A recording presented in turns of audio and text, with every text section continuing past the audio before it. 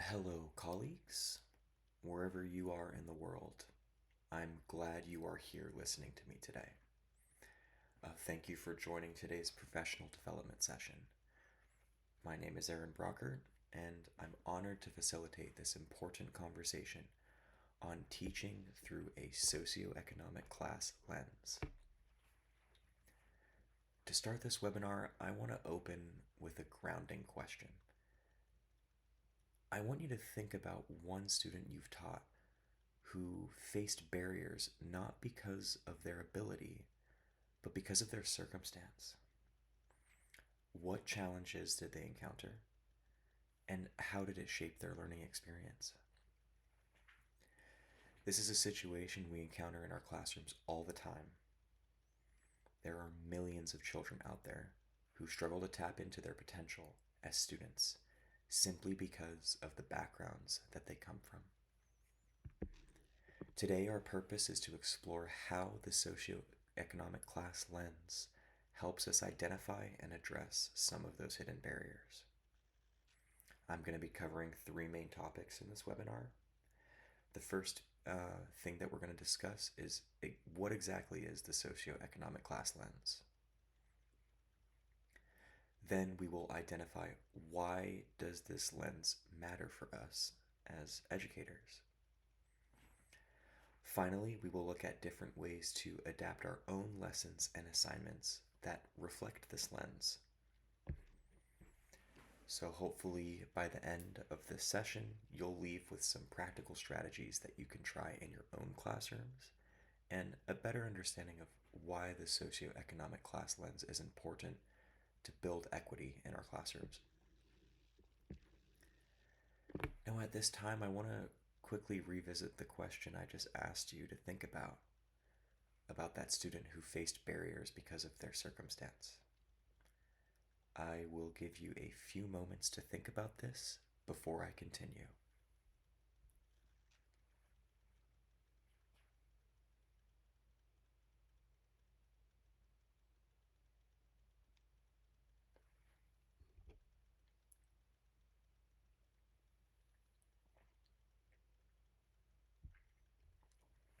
Well, I hope you've been able to think about that for a little bit. Don't lose that thought. We're going to come back to it even later. Okay, now we're going to talk about what exactly is the socioeconomic lens. It's a framework that examines how a person's social and economic position in life shape their experiences, their behaviors, and their beliefs. When you start to examine this lens in a little bit more detail, you begin to recognize that resources like time, money, technology, and even parental support vary drastically among our students. They're so different among every single one of our students. So I want to consider a few scenarios. Let's say we assign our students a homework assignment that requires online research. It seems totally normal, and in this day and age, I'm sure we wouldn't even think twice about whether one of our students has access to internet at home. It seems everybody's got access to internet. But what about the one student who doesn't have access to internet? Is it okay for all 29 of our students to complete this assignment while one is unable to? What do we do about that one student? Here's another example. We require students to complete a project that asks them to bring in craft supplies. What about the one student whose family struggles to afford basic necessities and can't buy them any school materials to complete the project? How about this example? We want our students to read more at home, so we give them reading logs that need to be signed by their parents every day, showing that they've actually read the material. In one household, that reading log may be signed daily, while in another household, not signed at all. And that may not necessarily be because the child's not reading, but because they have the adult responsible for taking care of that child works evening shifts. They work a second job. and they can't always be there for their kid at the end of the day. These are just a few scenarios to consider, trying to give you a view of what the socioeconomic lens is capable of when you consider it. It pushes us to ask, am I designing lessons that effectively reach the vast backgrounds of all my students? Are there times where maybe I unintentionally assign work that benefits students with access to resources and hinders those who don't? This lens also reminds us of the strengths that students from underprivileged backgrounds bring to the classroom. Those who don't have access to the same resources that other students have access to have strength and resilience and problem solving skills that other students may not have because they're dealing with limited resources. Rather than thinking, these kids don't have enough, we need to shift our thinking to one that recognizes skill. What strengths do my students bring? And how can I connect my teaching to those strengths? The socioeconomic lens also reminds us that it's not about pity, it is about justice. The circumstances that our students have are important to recognize, and the faster we can recognize some of these inequities, the quicker we can design lesson plans that level the playing field. After all, it is our goal as teachers to create equal opportunity for all of our students. So I've given you a few examples of how the lesson plans that we design seem easy enough for some students but can unintentionally affect underprivileged students. So I'm going to give you another time to reflect for the next few moments. This time, I want you to try and think of an example from your own experience where an assignment that you gave out was unable to be completed by a student due to a lack of resources. Please take a few moments to consider if this has happened to you.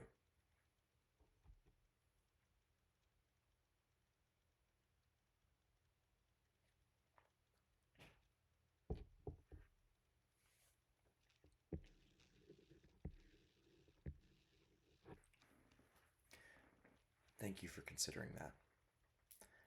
Moving forward, why should teachers take this lens seriously? Well, research has consistently shown that gaps in student achievement are less about ability and more about opportunity. Students with fewer resources may arrive at school already behind in many subjects and academic skills simply because of the background that they come from. If our instructional strategies do not account for these inequities that some of our students face, the gap is going to continue to widen year after year. When we adopt the socioeconomic lens, we practice culturally responsive teaching and equity focused teaching. It pushes us to design lessons that meet students where they are, while also meeting high expectations. This is an extremely important topic. As mentioned earlier, it's not about pity. We are going to have underprivileged students in our classrooms. It's going to happen. But what is critical of us is to continue to hold them to a high academic standard. There are many circumstances where we might let a student off the hook because they don't have access to the resources necessary to complete an assignment. This is bad practice and doesn't lead to the growth of natural talents and abilities that our students possess. Do not forget that we need to hold our students accountable. Don't forget this. You would be very surprised at how strong, smart, and resilient they actually are. What we are talking about are ways that we can professionally develop as educators. This development works best when it is collaborative and relates directly to classroom practice. As you have seen thus far, I'm trying to describe as many different scenarios as possible to help you see the inequities that can be present in any one of our students at any time. This webinar doesn't just talk about theory, but it invites us to look at our own lessons and think, how can I make this as equitable and fair as possible for all of my students? We need to act. This lens matters because we're talking about student outcomes. Students who feel their needs are recognized and their personal circumstances are respected are much more likely to stay engaged in the classroom, and this engagement ultimately leads to academic success. So at this point, we've talked quite a bit about the socioeconomic lens, and I'm sure if you didn't already, you now have a better understanding of it. So with that, I would like to provide you with a real classroom example to see what utilizing this lens might look like in action. So first I'm going to describe the original lesson without the consideration of the socioeconomic lens. You are a third grade teacher doing a unit on community with your students. You assign them the job of creating a poster, either about their neighborhood school or any other setting that they appreciate a lot in their local communities. Their job is to use pictures, drawings, photos, and written descriptions of each of those things that they decide to put on their poster. The task is to be completed over the course of a week, and it is to be done so at home, outside of school hours. This seems like a really fun and creative assignment for our third graders to take part in, and it is. But let's apply the socioeconomic lens and see what begins to happen. On the surface, this lesson seems really great for all of our students. But what about when we consider access to resources? Some students don't have things like printers or art supplies, cameras for pictures, the internet.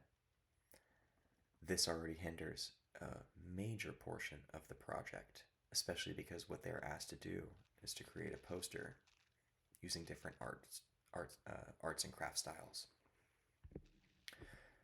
When we apply this lens to this project, we also see home support being an issue. Creating a poster is not an easy task for a third grader and may require some assistance from a parent or a guardian. Parents that work late or have multiple jobs might not have the time necessary to work on this project with their child. Another thing to consider is space and time.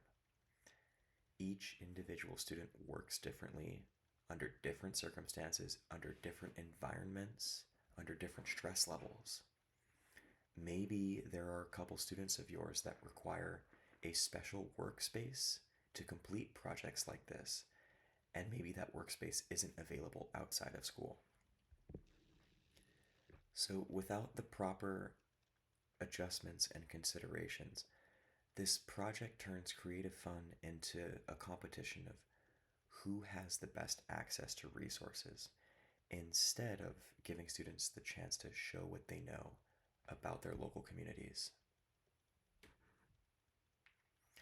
Now let's take a look at this exact same lesson, utilizing the socioeconomic class lens to build it.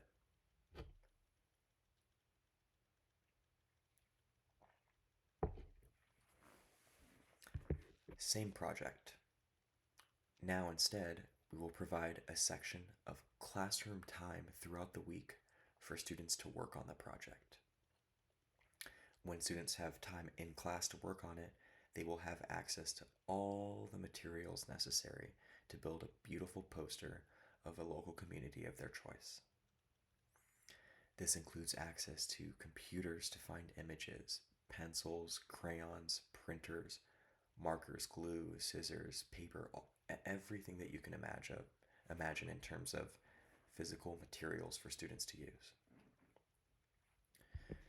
If there are those who struggle with arts and crafts and creation of things with their hands, maybe you can allow them to share their knowledge using an alternative format, such as doing an oral presentation or electronically creating a presentation that they can show to the class, or maybe a written presentation.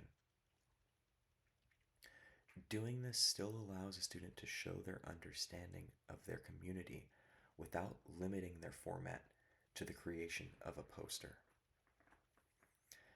What you can also do when building this lesson with the socioeconomic class lens is to let them connect this excitement to lived experiences.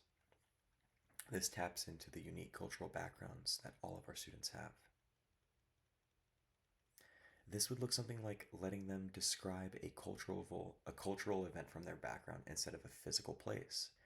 For example, maybe a student comes from a Hispanic background where their family celebrates Dia de los Muertos, a celebration of the dead, every year. We want to give students the opportunity to be comfortable sharing things from their own experience and not limit them. After all, this assignment does involve creativity.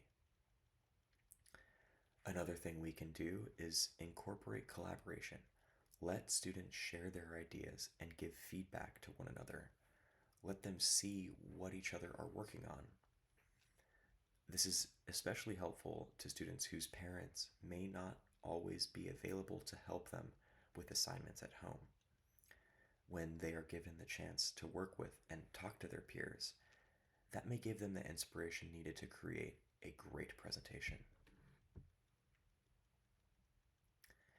Notice how, with the new variation, we still have the original goal of the project, which is to have students share their understanding of a community or an event that's personal to them. The difference now that we've applied the socioeconomic class lens is that every student has equal access to space, materials, and the time needed to create something beautiful. Now I want to ask you a few questions to engage you in some more reflection. What other adjustments to this project can you think of that might benefit your own third grade students? This project in particular is very creative, but can you start to see how thinking about things in an equitable way makes a huge difference and creates equal access for our students? This is the way that we need to start thinking when we devise lesson plans. Why should a student with limited access to resources suffer with an assignment because they don't have the means necessary to complete it to the best of their abilities? It shouldn't happen. I hope you've been given the chance to think about this a little bit more and start to see the impact of considering the socioeconomic class lens when developing lessons. So, how can we apply this consistently and objectively across all of the lessons we create and not just creative projects? The first step when designing lessons is to ask yourself, what am I assuming students have at home if I decide to assign them work that needs to be done outside of school? Am I assuming they have access to internet? Do they have access to the supplies necessary to complete the assignment? Do they have access to help from their parents? If you find that a student will struggle based on any of these factors, maybe we should consider giving them the opportunity to do more schoolwork in the classroom. Another thing to do is to give students different ways to engage, such as listening, reading, using things hands-on, or visuals when learning material. One learning style does not exist for students, and it's best to let them utilize multiple different ways of expression and learning when they are being taught core concepts and asked to show their understanding of these concepts.